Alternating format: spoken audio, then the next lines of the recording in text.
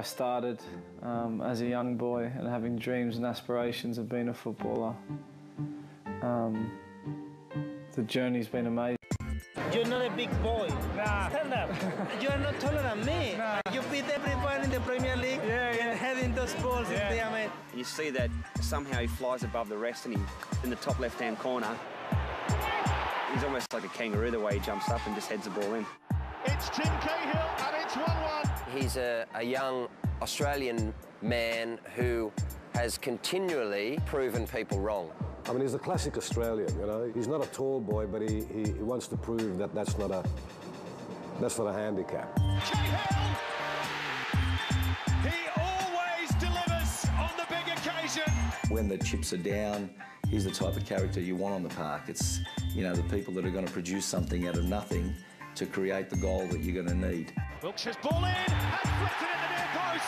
Tim Cahill. He believes that he's going to be the one that's going to score the winning goal every game. In towards Tim Cahill. Brilliant! Cahill! It's that man Cahill. He's travelled halfway around the world this week and now he's made Everton's day. That is a goal of the highest quality from Tim. My career was nearly over because I broke my fifth Met 2.5 times, say nearly 3, and I had radical surgery with Kim Slater where, you know, it's not even been published in a book, the surgery that he did on my foot. You know, I come back from it and I went straight in against Stoke where the gaffer said, you know, you ready? I thought, yeah, I'm ready. I was lucky enough to score that game, so you look back and you think to yourself, that's the rewards of all that hard work. He misses family, friends. He's quite close to all of his family. His brothers, they're all really close. And he's got lots of nephews and he's close with his parents. And obviously the weather. Definitely misses Australia itself. It's like my mum's crazy collection of stuff.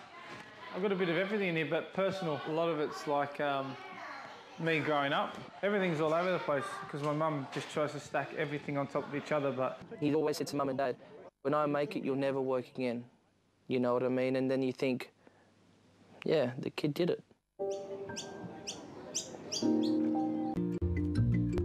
It started when we lived in a place called Annandale. Dad just took us down the park. I was about 5 and Tim was about 4.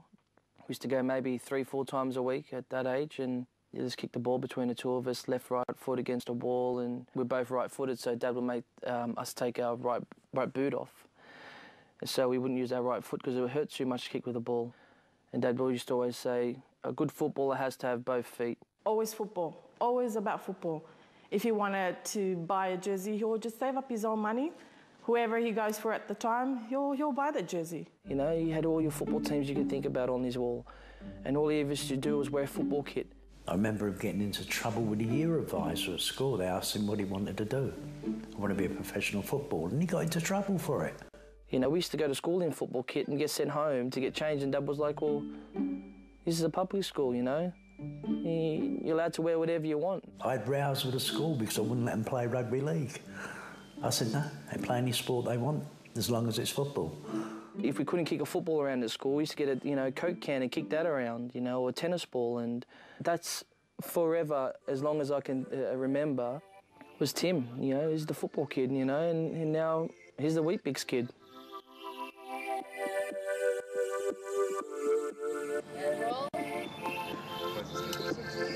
And action!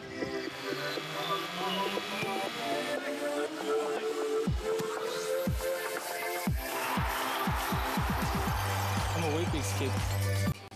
Soccer or football out of Tim's life, he'd be devastated. If you took away his family, he'd probably be suicidal. Trying to get into the youth side of Sydney Olympic, and the coach, he turned around and said Tim was too small and not fast enough. And he will never make it to NSL, to the higher level of soccer here. I nearly see Tim collapse on the floor. I laughed. That's how, yeah, all right, go away. Deeply in his mind, he said, I'm gonna prove it to this person that said that to me. And that really made Tim determined. You know, you've never looked back.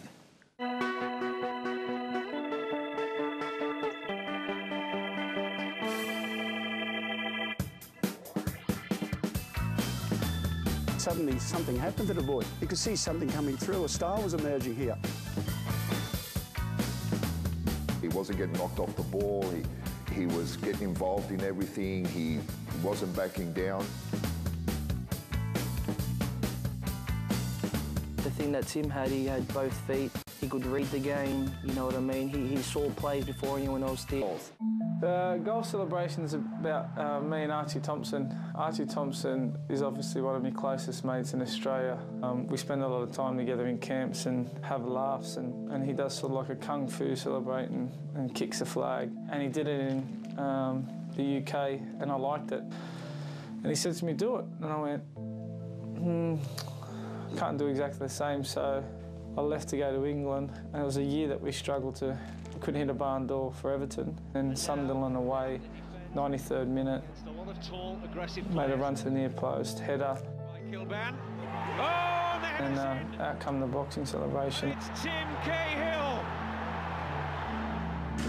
I've been to a few of your fights, I've been to some of it. I'll come and have a training session with you in my off season. Yeah, I'd love to. Yeah. The greatest thing about Tim Cahill is his preparation. I know that he prepares better than anybody for his games, and that's everything. And I think once you've got that, and you've got the skill and the ability, that you will reach the highest levels, and he's done that. See you later. I'll catch you after. Oh, maybe his dad he wanted to try his luck overseas.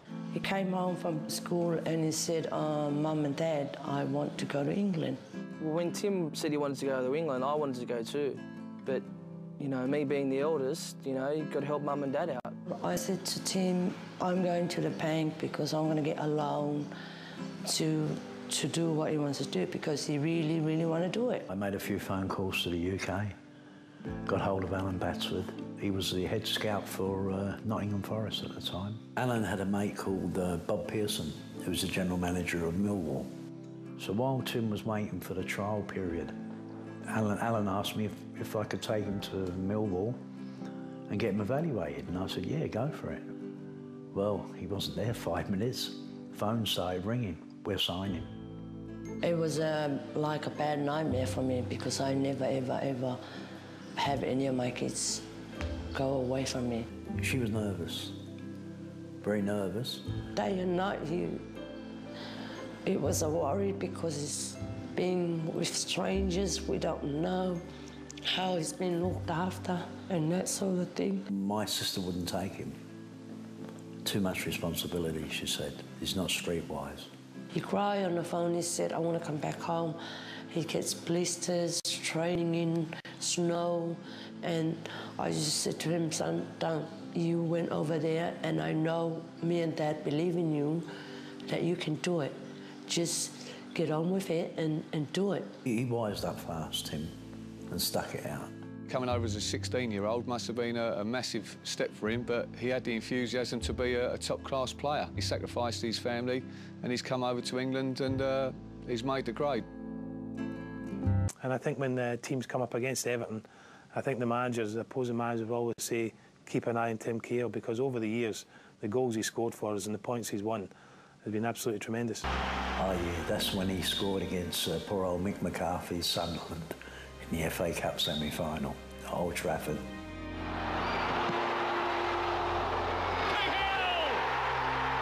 I took my shirt off and put it over my head, and I run straight to my older brother Sean and my dad. He had an idea where we were, but he came straight to us and just grabbed me. You know, there was a whole stadium of people there, but that was the most important thing. Coming back now to all the moments, yeah, I think that one will stick the most.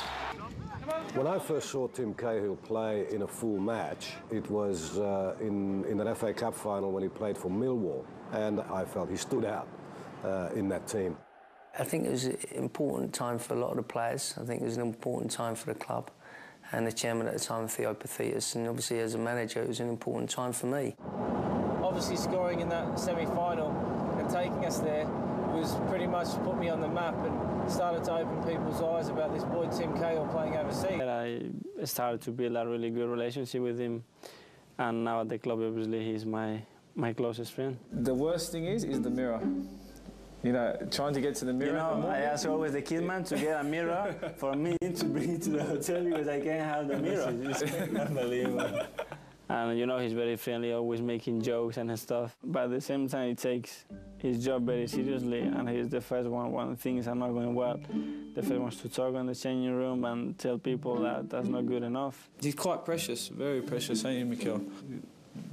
Spend more time in the mirror than like your wife, no? Manager at Preston had the chance to see Tim playing quite regular at Millwall. He was always someone who I thought was a chance of getting a goal. I thought he was good in both boxes. And I watched, and that Millwall team had a really good team. They had Lucas Neal in that team as well. So they were a good side, Millwall, then. When we're on Aussie TV, Tim Cahill TV? Tim Cahill TV, it's his own personal channel. He's got it. I think he's got everything else in Australia, hasn't he? Yeah. He's never even invited us out, has he? Not to his house. No. Best friends with all the stars up there. Is he? Crow. Yeah. Nicole Kidman. Is he? Is that what he tells people anyway? Anything for Tim Cahill TV, Benji? Money grabber.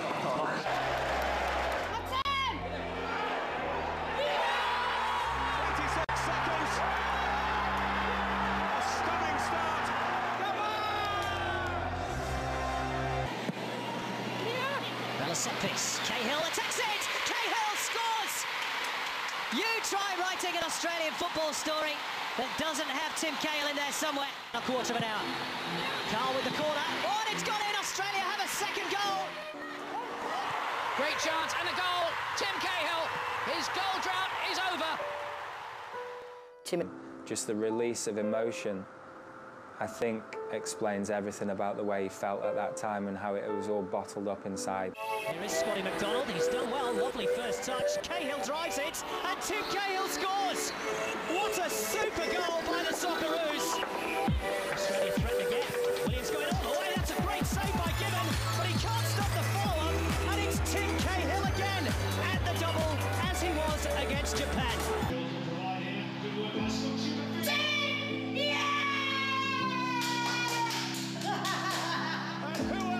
Timmy Cahill gets the breakthrough, a goal for Australia and a tribute for Samoa as well. Tim scored. Well, I was trying to ring Sean and he didn't answer his phone. I just wanted to let you know, that's all. Look at that. You need Cahill.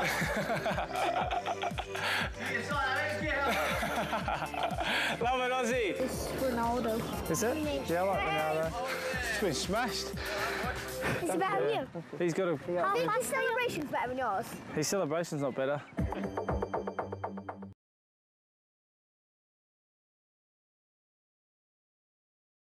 Tim, it's midnight. You've just finished signing autographs for literally thousands of fans. What a reception. Mate, it's unbelievable. You know, I thought they were going to turn the lights off. There'll be no one here.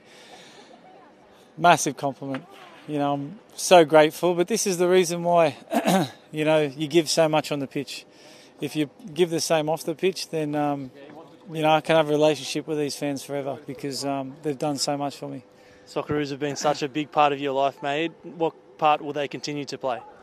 It'll be everything. You know, I'll always be a mentor or somebody that looks over the team. Even the A-League, I'll be there to help everyone and just watch and enjoy football now. You know, I'm going to miss them so much, but I'll always be with them anyway. So I wish them all the very best.